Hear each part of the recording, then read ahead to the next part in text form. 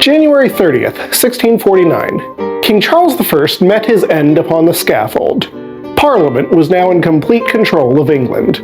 But the question remained, what of Virginia?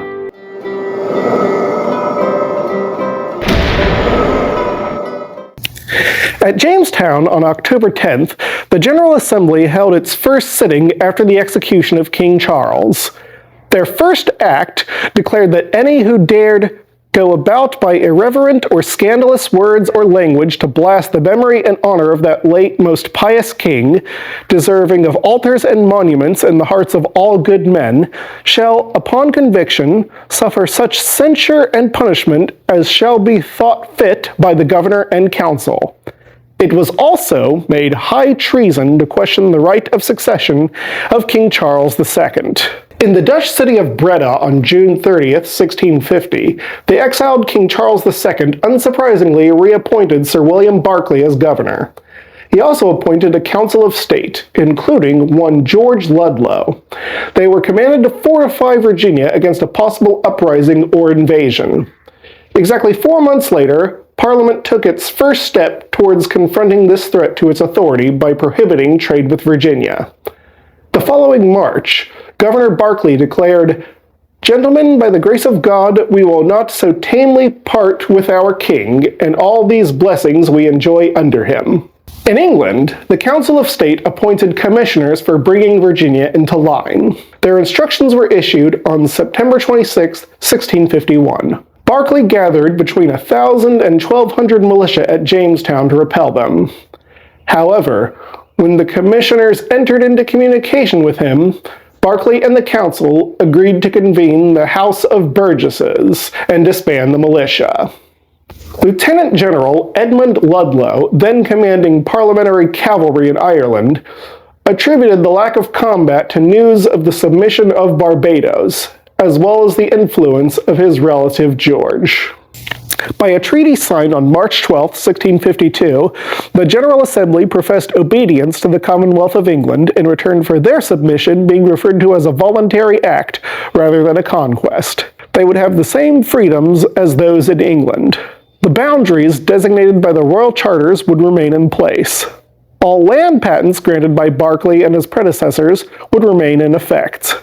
The treaty also stipulated that the colonists of Virginia have free trade as the people of England do enjoy to all places and with all nations according to the laws of that commonwealth, and were free from all taxes, customs, and impositions whatever, and none to be imposed on them without consent of the General Assembly.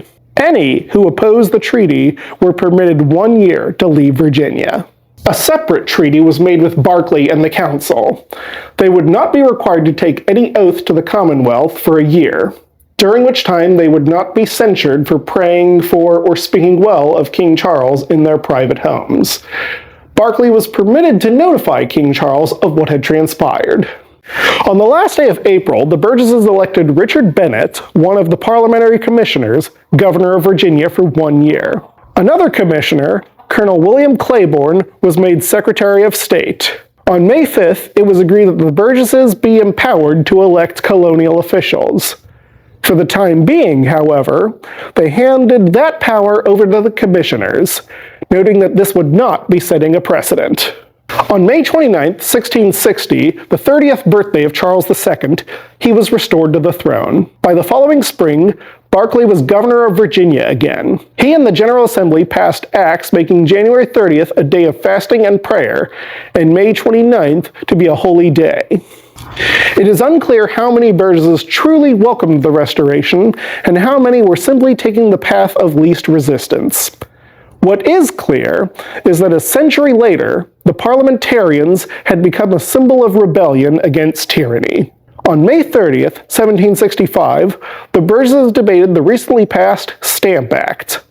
Patrick Henry stated that Charles I had his Cromwell. Richard Bland, Burgess for Prince George County, subsequently wrote an inquiry into the rights of the British colonies.